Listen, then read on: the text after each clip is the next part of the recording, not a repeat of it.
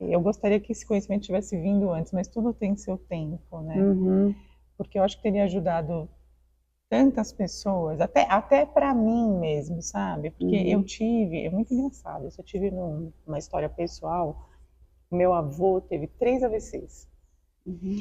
e, e foi feito assim tanta intervenção, tanta coisa assim que ele deixou de fazer, sabe? Que ele deixou de viver, que ele deixou para viver aquele processo. E hoje a gente sabe, cada um tem o Uhum, seu processo, a necessidade do seu processo, mas eu acho que se a gente pode ser veículo de luz, uhum. por É que não? isso. Esse é o Parent Talk, um conteúdo para pais e mães.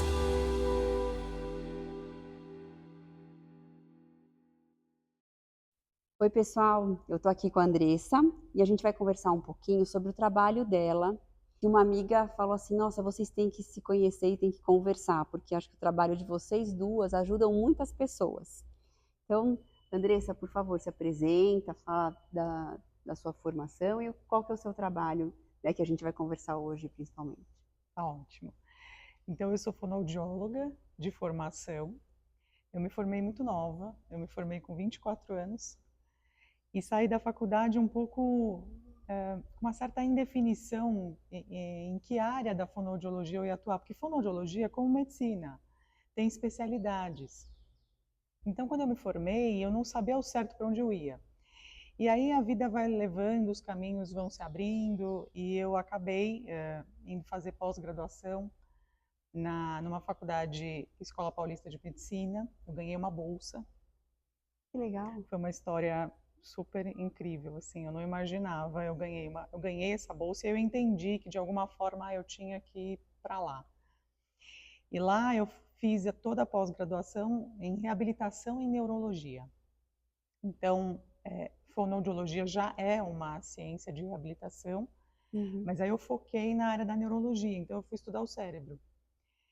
E lá, na Escola Paulista, é uma escola super tradicional, organicista, e eu estudava o cérebro e aquilo me satisfazia de uma certa forma, porque eu tinha muito interesse por aquilo e gostava.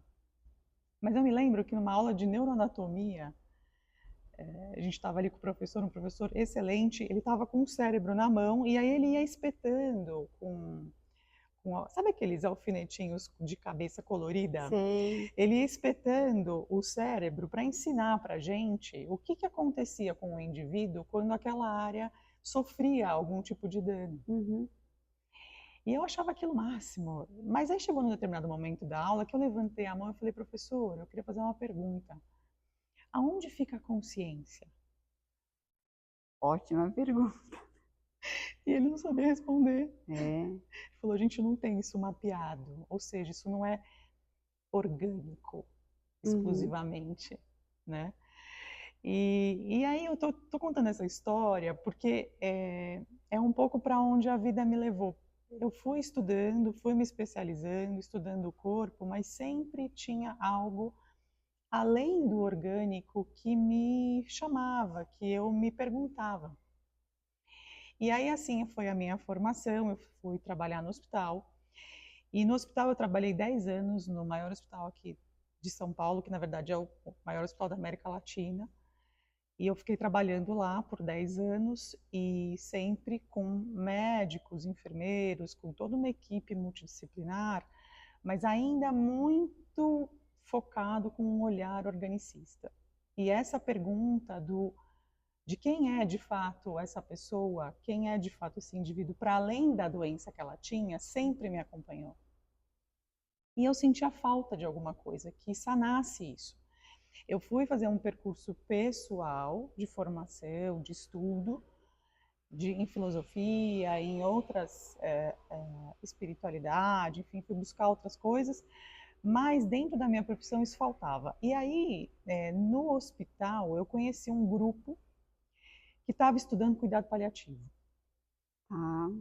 E aquilo era muito novo no Brasil.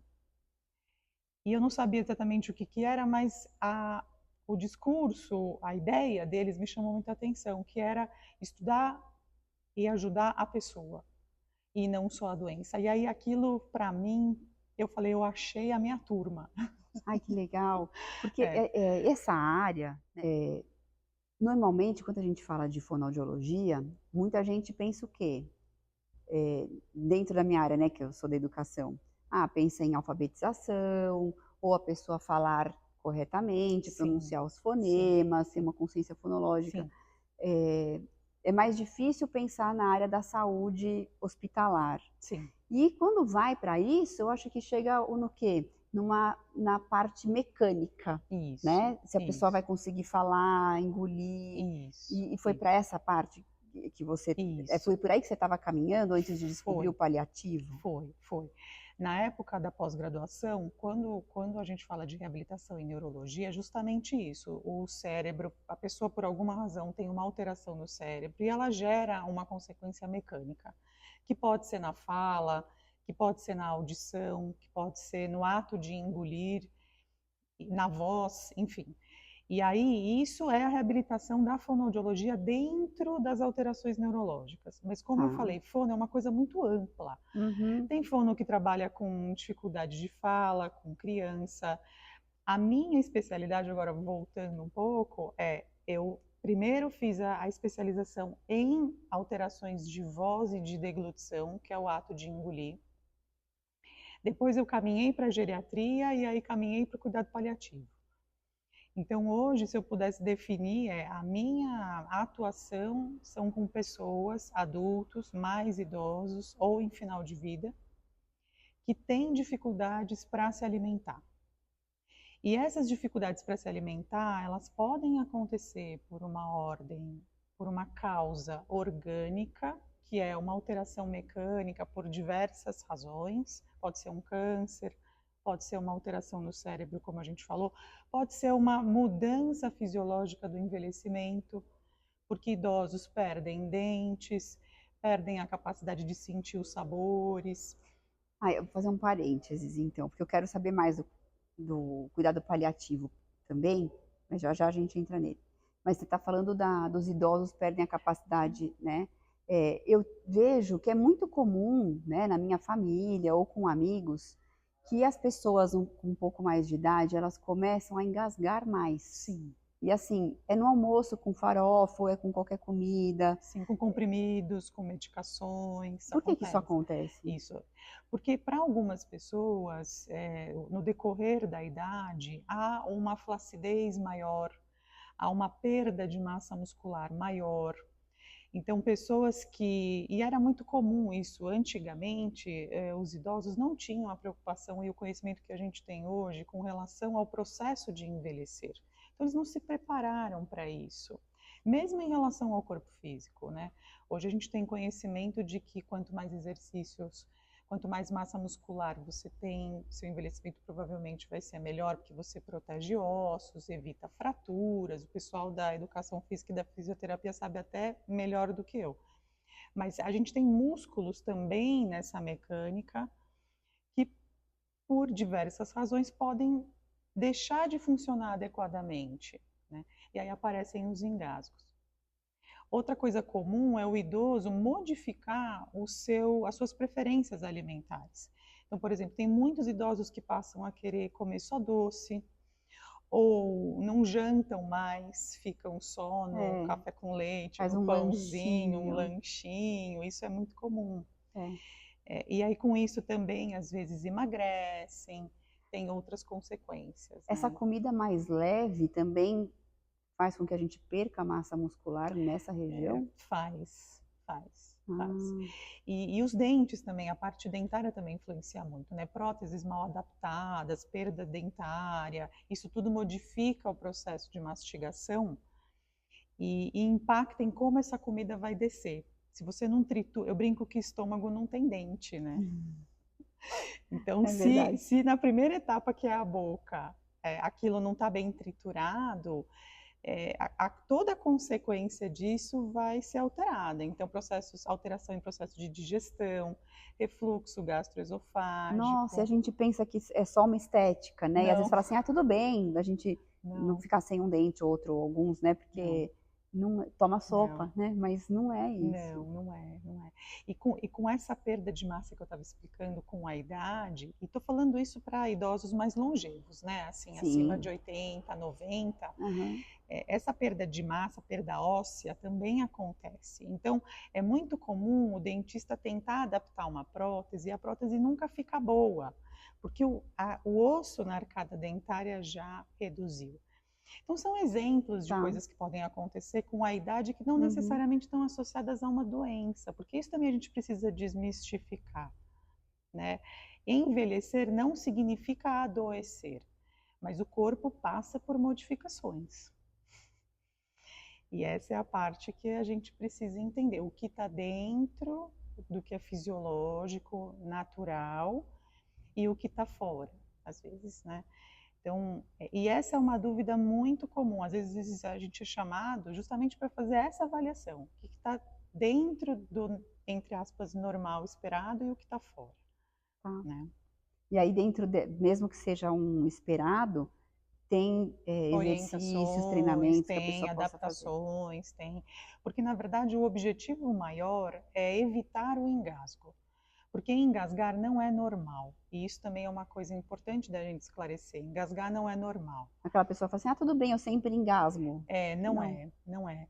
Porque é isso. A gente brinca que assim, o engasgo já é um alerta do corpo de defesa. Então, espirrar, tossir, engasgar é o seu corpo dizendo, eu estou tentando tirar, estou tentando expulsar algo que está indo por onde não deveria. E quando você exige desse sistema 1, 2, 3, 10, 20 vezes, várias vezes, uma hora esse sistema passa a não identificar aquilo mais como uma agressão ou como um invasor. Ele se adapta, ele acostuma.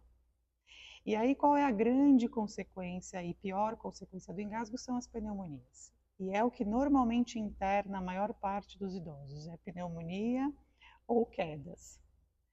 Então, isso é o que a gente tenta combater ao máximo. Por isso que a gente pede que se o idoso engasga com muita frequência, ele precisa realmente ver o que está acontecendo.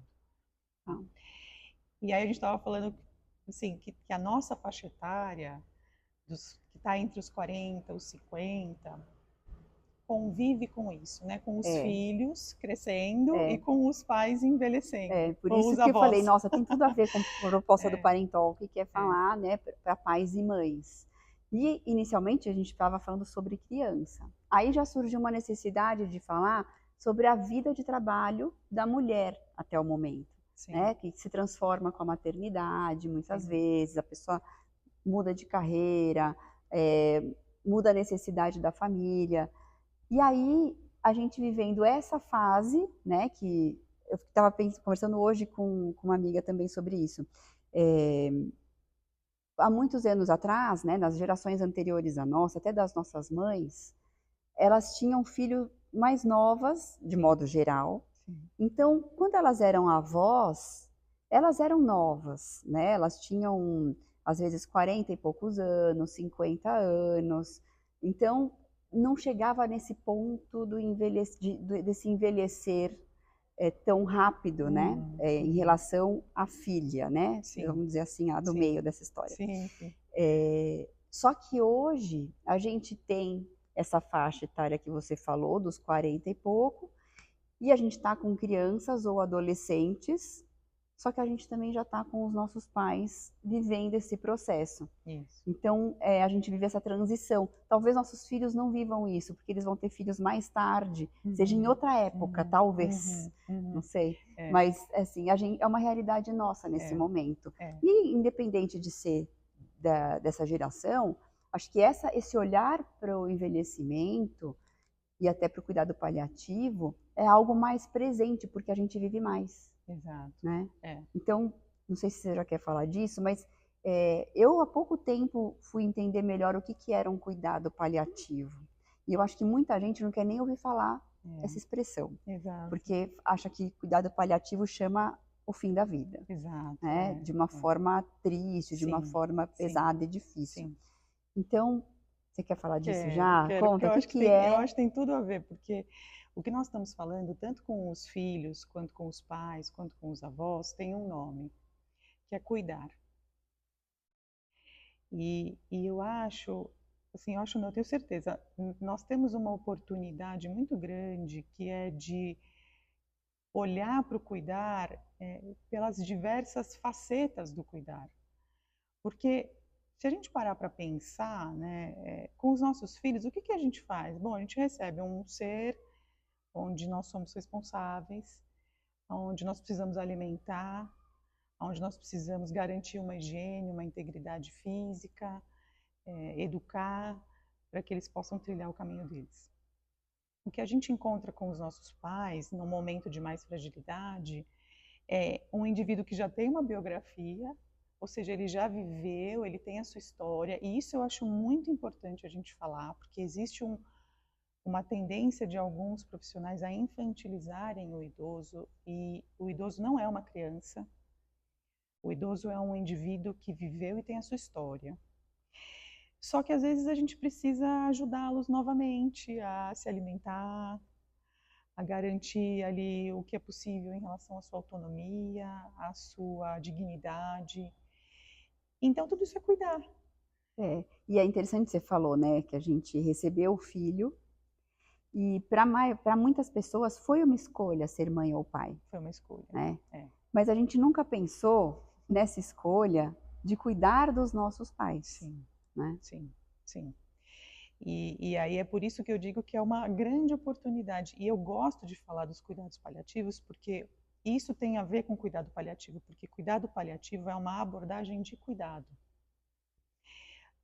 da área da saúde. Então, se entendeu que as pessoas são pessoas e elas podem ser acometidas por uma doença, mas elas continuam sendo pessoas e elas merecem ser cuidadas na sua totalidade e não só no seu corpo físico. E é aí que entra o cuidado paliativo, porque o cuidado paliativo é uma abordagem que a gente chama das esferas do sofrimento que uma doença causa. Então, existem esferas de sofrimento, porque uma doença acomete a esfera física, às vezes a dor, às vezes há desconfortos, pode acometer uma esfera social, porque ninguém fica doente sozinho, então tem um entorno ali social, que precisa ser cuidado muitas vezes, às vezes é um filho, às vezes é um pai, que está recebendo um diagnóstico de uma doença difícil, existe a esfera financeira, existe a esfera espiritual. Então, é nesse sentido que veio o cuidado paliativo. E eu gosto de falar sobre ele porque, como você falou, ele ficou com um estigma ruim, porque foi por muitos anos visto como, não tem mais o que fazer com essa pessoa, então põe ela ali na ala do paliativo, porque não tem o que fazer. Você sabe, Andressa, eu tô com uma pessoa próxima a mim, uma amiga, que ela é jovem, assim, tem a nossa idade, super jovem. Super jovem. E ela teve uma doença e clinicamente não tem uma solução. Mas também a gente não sabe como as coisas vão acontecer. Sim. E quando chegaram os profissionais dos cuidados paliativos, algumas pessoas se assustaram, né? Até se entender mais sobre todo o benefício que tem esse trabalho. Mas é isso, tem um preconceito, né? E pode acontecer quando está mais velho, mas pode acontecer com a mãe, em qualquer com idade. O pai, com o filho, como você falou. Isso. Então, acho que é importante a gente entender mais sobre isso, porque a qualquer momento ele pode chegar na nossa vida, né? Pode. Porque nós conhecemos diversas pessoas que podem ter uma doença que não tem possibilidade de cura ou ameaçadora da vida. Essa é a definição de uma patologia ou de uma doença que se enquadra dentro do cuidado paliativo, tá? Então, é uma doença que é ameaçadora da vida. E se a gente parar para pensar, tem uma série de doenças que são ameaçadoras da vida e que entram nesse rol. Transplantados, pacientes renais, algumas doenças neurológicas, as demências, todas entram nessa categoria. Tem cânceres que são câncer que não tem, como é que chama quando ele você vai viver com ele por muito tempo, crônico, né? Então você vai isso, e isso. vive E décadas. vive, exatamente, exatamente. Então não é aquela doença que não tem o que fazer, só que ficou esse estigma, Uhum. né? Então eu gosto de falar sobre isso para justamente colocar luz num caminho que pode ser muito escuro para algumas pessoas, porque receber um diagnóstico de uma doença que você não vê naquele momento possibilidade de cura, pode ser um caminho bem escuro. Uhum. E a maioria das pessoas caminha ou com medo ou com ansiedade.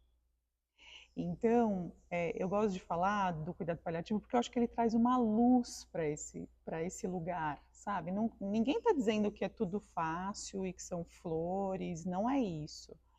Mas é uma possibilidade de caminhar de uma outra maneira. Porque eu não sei se você sabe o que significa pallium? Porque paliativo vem de pallium, do latim. Pallium é um manto, é um cobertor, Ah, é de acolhimento. é de proteção. Ah, que bonito. Aonde os cavaleiros usavam para se proteger. Então, assim, as tempestades, elas virão. E a gente nunca sabe, é o que você falou, a gente nunca sabe se a tempestade não vai chegar até na vida de alguém que a gente conhece. A tempestade, ela pode vir, mas a diferença é que tem uma proteção, tem um manto que vai te ajudar a caminhar por aquela tempestade. O cuidado paliativo é isso, não é ignorar a doença, não tem nada para fazer, mas dentro daquela realidade, daquele momento, o que nós podemos fazer para amenizar esse sofrimento? Uhum. É isso. E se essa pessoa que eu falei que está sob esses cuidados, né? Eu acompanho no hospital, né? Já fiquei algumas vezes, né? Dorme, passa um dia, tal. Quando chega a equipe de cuidados paliativos, parece que chega uma luz no quarto. É impressionante. Então, assim, como eles realmente cuidam e são acolhedores, isso. com todos presentes ali. Isso. Todos. É isso. Então, assim, não era só com a pessoa que estava ali acamada, mas era a mim, eu que estava ali, e ainda perdi uma massagem, porque eles falaram assim, você já está saindo, que pena, ia pedir uma massagem para vocês duas, né? Ainda perdi. Mas, assim, o tom de realmente acolhimento, o ajuste ao falar comigo, ao falar com a mãe da pessoa. Eu fiquei encantada. Eu falei, nossa, que legal. E a Andressa faz isso. Ainda fiquei torcendo, assim, falando, que gostoso, né? Porque foi importante, assim, eu vi a importância de, inclusive, ajudar, no caso dessa pessoa estava hospitalizada, no ajuste da medicação. Parecia que era o elo de todo o conjunto clínico. Normalmente é. E a gente gosta de explicar isso. Quando é uma doença grave, não quer dizer que essa pessoa vai deixar de ser acompanhada pelo especialista, muito pelo contrário, ela precisa do especialista, porque o cuidado paliativo, como eu expliquei, ele é um cuidado, né? Ele não tem a pretensão de tratar aquela doença especificamente, não é isso. Então, e é muito importante que essa pessoa siga com o seu médico de especialidade e seja tratada por ele. Mas existe uma equipe, existe um conjunto, e isso é importante falar também, ninguém faz cuidado paliativo sozinho, porque como são esferas de sofrimento, como eu falei, a gente precisa, é um conjunto de pessoas que olha e diz aonde eu posso ajudar. O psicólogo pode ajudar aqui, porque existe uma esfera que é emocional. Às vezes a gente chama alguém da sua esfera espiritual, porque a gente identifica ali que tem uma demanda, uma necessidade, uma questão, então chama, vem, se é o médico, enfim. Então é um conjunto, é uma equipe, normalmente, né? E uma coisa também que eu ia comentar é que dentro da minha especialidade, né, porque a gente pode falar assim, bom, então aonde entra a fono nessa história, né? É verdade. Porque e assim, com relação ao meu trabalho especificamente, entra no aspecto da alimentação, porque o que acontece? É muito comum que, dependendo da doença que essa pessoa esteja, haja um impacto direto nessa parte da alimentação. ou por engasgo, ou por uma questão que às vezes é de ordem mais digestiva, e aí essa pessoa já não está conseguindo comer o que ela comia, e aí a gente às vezes contribui, né, no sentido de dizer, olha, a gente pode ajudar, ou não, precisa de uma outra intervenção de um outro profissional. Mas existe um tabu com essa questão da alimentação no Brasil, que é assim, como não vai mais comer? Nossa, Isso é é, verdade. Nesse caso, vamos lá que a gente tá, eu tô vivendo isso intensamente. Vamos lá. e aí é isso, né? Se vai continuar comendo, se não vai continuar comendo, e isso gera muita angústia e muita ansiedade. Uhum. Porque nós estamos acostumados, né, a entender que esse corpo precisa de comida, e como que não vai mais comer, né? E como que vai fazer? Então, e aí, onde que eu queria chegar? E isso também é cuidado paliativo. Para que a gente consiga realmente entender o que, aonde está o ponto de sofrimento, nós precisamos saber ouvir. Ai, é um Porque o que exercício importante. acontece? O profissional da saúde, ele é treinado para falar, para dar um parecer. Então, nós somos assim, nós saímos falando. A gente usa um monte de termo técnico, muitas vezes. Aquilo está muito claro para nós, mas não necessariamente está para o outro. E se a gente não adquire essa capacidade de ouvir, ouvir as angústias, ouvir os medos, ouvir as necessidades, a gente não consegue realmente ajudar no ponto de sofrimento, porque você não entende qual é o ponto do sofrimento do outro. Então, como fonoaudióloga, e dentro da fonoaudiologia a comunicação é uma coisa que a gente estuda muito, essa capacidade de ouvir é algo que a gente também contribui bastante. Então, no sentido de que o que é importante para vocês? O que é viável? O que vai fazer bem ou o que vai fazer mal? Porque também uma premissa é não causar mal. Então, se a gente Uhum. identifica que a alimentação está causando mal para aquele corpo, às vezes ela precisa ser adaptada, ela precisa ser modificada. Uhum. E isso tudo é nosso papel para explicar, para Tá. esclarecer. Né? Então, essa questão da comida é sempre É mesmo. difícil. Né? É. E uma coisa também que acontece, assim, isso para pacientes mais em fase final mesmo de Uhum. vida. O que a gente vê bastante é assim, a natureza ela é muito econômica, sabe? Então, não sei se você sabe disso, tem uma história que os elefantes, quando eles estão no final, assim, nos últimos dias de vida, mesmo eles se afastam do bando e eles ficam ali sozinhos e eles já não comem, eles já não bebem, porque o corpo já não precisa mais, sabe? Uhum. E às vezes, se a gente força esse processo, por exemplo, uma alternativa é passar uma sonda de alimentação, né? Se coloca Sim. um tubinho, pode passar pelo nariz ou ir direto na barriga, e ficar colocando comida lá. Água, comida, remédio, a gente faz esse processo artificial.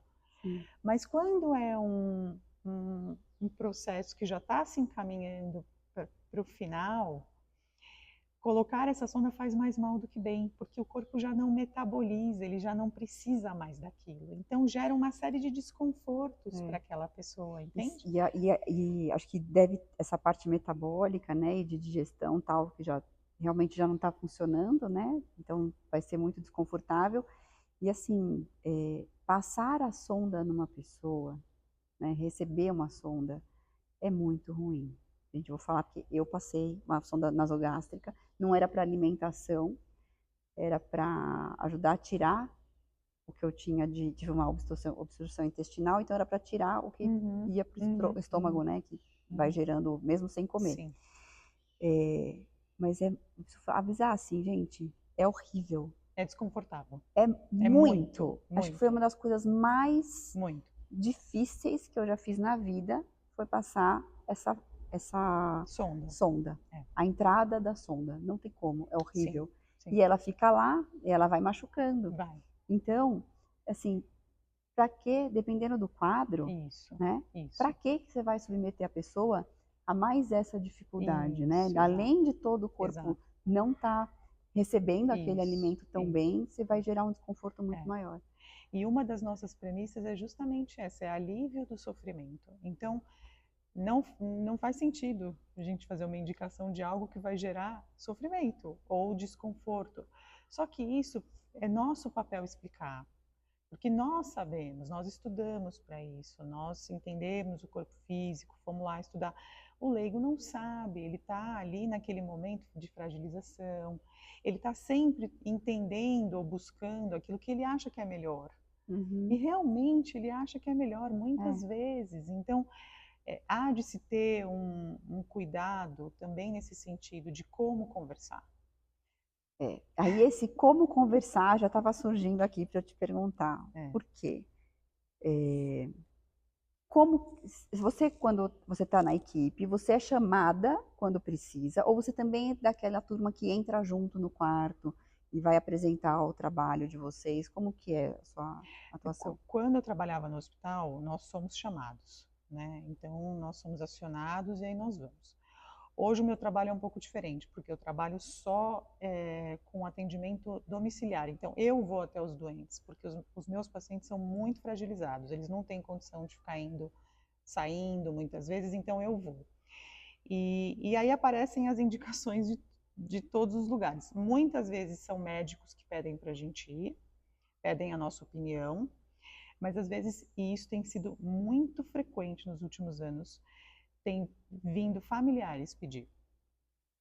O Ah, familiar, porque como é algo que já está sendo mais divulgado, há um tá. conhecimento maior em relação a isso, os familiares às vezes pedem. Ah, Então, assim, colocaram uma sonda no meu vô, isso é muito comum. No hospital colocaram uma sonda no meu vô, na minha mãe, no meu tio e mandaram ele embora para casa com a sonda.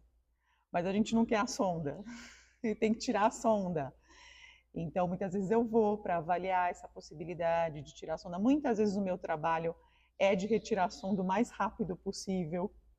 Em alguns casos eu indico a sonda. Então, assim, tem de tudo. uhum, Mas hoje eu vou te dizer que vem de todos os lugares. Às vezes é médico que aham. pede, às vezes são as pessoas que E agora, identificam a assim, necessidade. essa questão que acho que é a mais delicada, né, para tratar, né, para quem tem essa aflição ainda sobre de lidar com os cuidados paliativos, de saber que vai receber essa equipe, se está na hora de chamar ou não está na hora, né?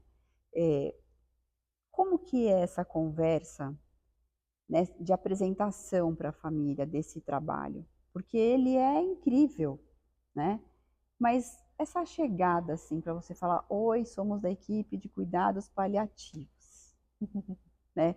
Quando a equipe chegou para essa pessoa que eu estou contando para você, muitas pessoas falam assim, não, não, não, É, né? tem uma. Então, como que vocês fazem essa apresentação para que a pessoa realmente tenha a chance de entender que é essa ajuda, né?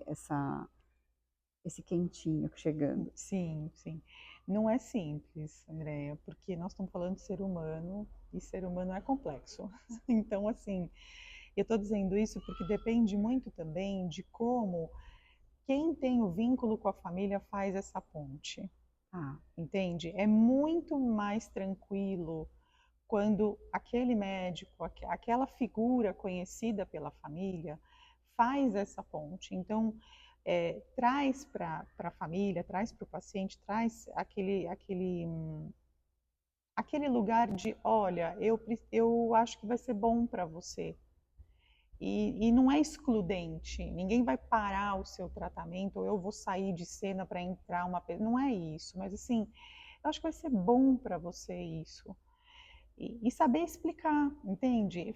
Facilita muito a nossa vida. Agora, claro, não são todos os profissionais que fazem. Então, muitas vezes tem que chegar a equipe mesmo e se apresentar. Agora, a capacidade de comunicação também é uma coisa muito relativa, né? Tem pessoas que conseguem trazer um acolhimento na sua fala, tem pessoas que são mais objetivas às vezes. Então, comunicação é algo que nós estamos estudando muito dentro do cuidado paliativo, para você ter uma ideia. legal. No sentido de realmente auxiliar os profissionais a como dar uma má notícia, como fazer uma apresentação. Isso é fundamental. Mas, de uma maneira geral, a gente procura se apresentar como uma equipe que vai auxiliar, que vai caminhar junto. Então, assim, olha, nós estamos aqui, estamos à disposição, o nosso trabalho é esse. Desmistificar esse lugar é o que a gente mais tem procurado fazer. Então, tirar esse estigma, que é um estigma totalmente equivocado, e abrir realmente esse caminho de luz, porque a ideia é essa, né? E torcer para que mais pessoas se componham com a gente, porque a gente tem um sonho que a gente gostaria que tivesse equipe em todos os hospitais. Infelizmente ainda não tem, não é uma realidade, né? Mas nós vamos chegar lá. Nós vamos chegar lá. E quais profissionais integram essa equipe? Olha, de uma maneira geral, nós temos médicos, psicólogos, fisioterapeutas, terapeutas ocupacionais, capelão, fonos. Eu acho que basicamente são esses.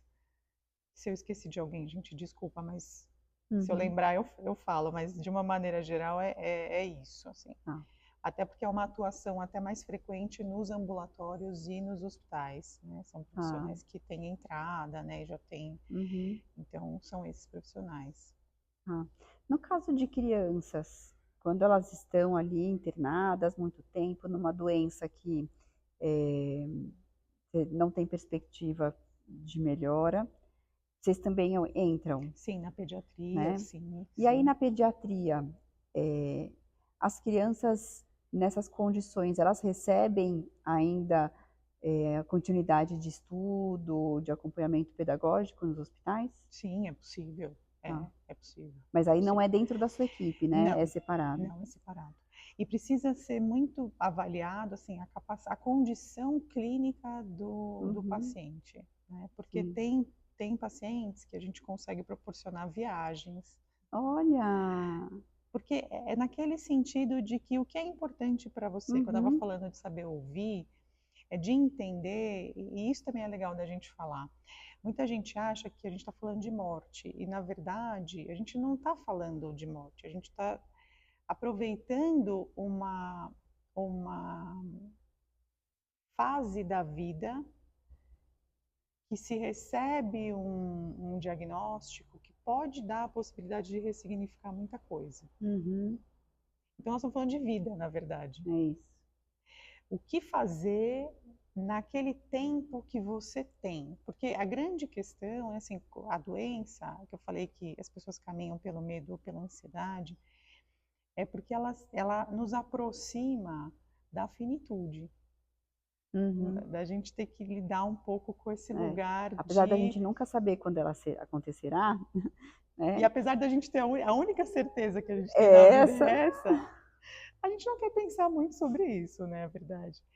Mas quando você recebe um diagnóstico, ou alguém perto de você recebe um diagnóstico que te aproxima desse lugar, uma das perguntas que a gente faz é isso, né? O que é importante para você? O que é valor?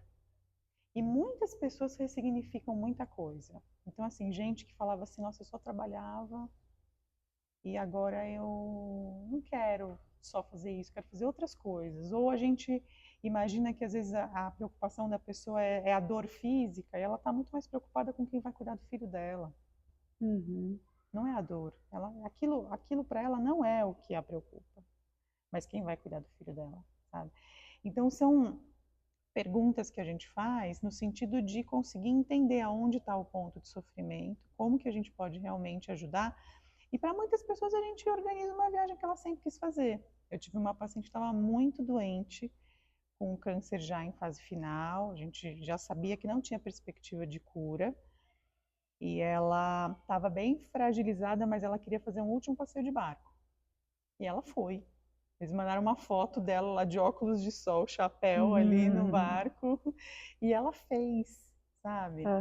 Então, é uma oportunidade de ressignificar também muitas coisas, sabe? Essa pessoa que eu estou comentando, ela teve um período que ela foi para casa, né? Hoje ela está numa clínica.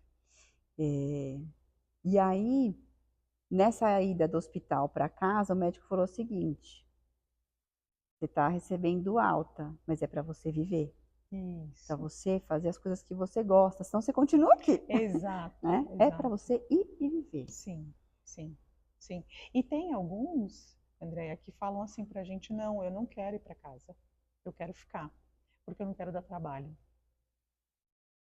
Então, quer dizer, tem Tá? de tudo, entende? Porque o Uhum, ser humano é complexo, porque as pessoas têm necessidades diferentes, mas saber ouvir e entender exatamente é isso. Não é a gente assumir uma coisa para todo mundo, porque não é bem assim, uhum, né? é, E essa é a beleza de lidar com um ser humano, né? Essa é a beleza do cuidar, porque para você cuidar, você precisa entender de quem você está cuidando, é verdade. não é? Senão você vai impor, você vai colocar algo para alguém que não necessariamente é aquilo que para ela faz sentido. É, acho que você falou, né? Vocês aprendem a ouvir, e eu acho que esse ouvir é um ouvir e respeitar o que o Respeitar, outro está te trazendo. respeitar, exatamente. E tem algo hoje que já existe que se chama diretriz antecipada de vontade.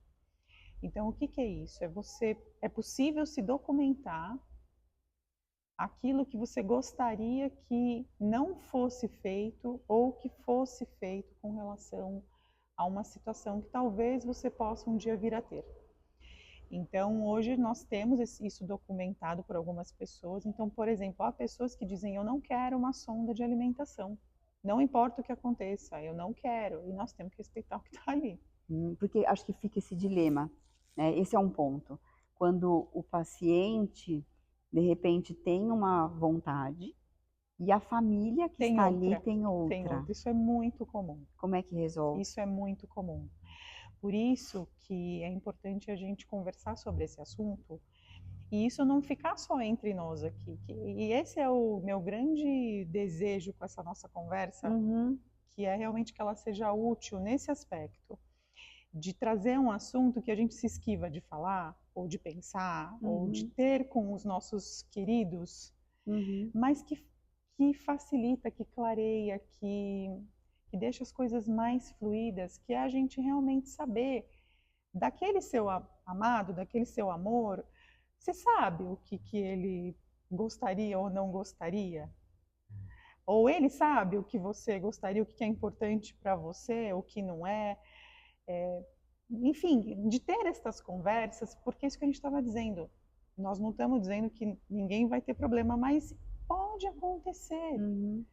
E saber tudo isso facilita muito, porque o que eu vejo que dá, às vezes dá conflitos entre as famílias é quando cada um entende o que é o cuidar e quando não está claro o que é ser cuidado por aquela pessoa. Aí entra no que você falou. Tá. Um acha que tem que comer, o outro acha que não tem que comer, ninguém sabe o que o É, doente pensa sobre isso, e aí fica uma situação que é muito mais difícil ah, de gerenciar, e desgasta, e enfim. aham. Então, mas em princípio, é respeitada a vontade do paciente, Se há esse documento, sim. e se não tem o documento e há divergência, Normalmente quem define somos nós, tá? porque se confia que então os especialistas, a equipe de saúde tem mais condição de definir. O que a gente procura fazer é o que a gente chama de decisão compartilhada com relação a alguns assuntos que são mais delicados. Então, a gente procura, como eu falei, ouvir todos os lados e dar, claro, um parecer técnico do que é viável e do que não é viável, Uhum, né? E assim construir juntos uma decisão. tá. Esse é o caminho que a gente prioriza, né? Uhum. Mas às vezes é difícil. Tem É, algumas situações que são difíceis, mas tudo dá certo. é. Ai, acho muito bom saber disso tudo. Acho que a É, gente pode realmente ajudar muitas pessoas que têm esse conflito ou essa falta de conhecimento sobre esse trabalho e essas possibilidades. E saber que esse trabalho, né, de cuidados paliativos, ele só vem realmente como uma luz como uma para luz. esse momento É, que pode ser escuro mesmo na vida das pessoas. é isso. Ai, que legal. É isso. E que também, assim, para quem quiser saber mais sobre esse assunto, pode entrar na internet, enfim, existe a Academia Nacional de Cuidados Paliativos, que tem um site já do governo estruturadinho, com todas as orientações, explicando o que é, para quem se destina. Então, se alguém quiser se aprofundar um pouco mais, pode dar uma olhada lá, que já tem. Ah, que bacana, né? que bom. E se alguém quiser falar com você, tem algum contato que você quer deixar? Olha, eu tenho o Instagram, é minha única rede social, assim, que é exclusivamente profissional, que é a Andressa Vieira Fono.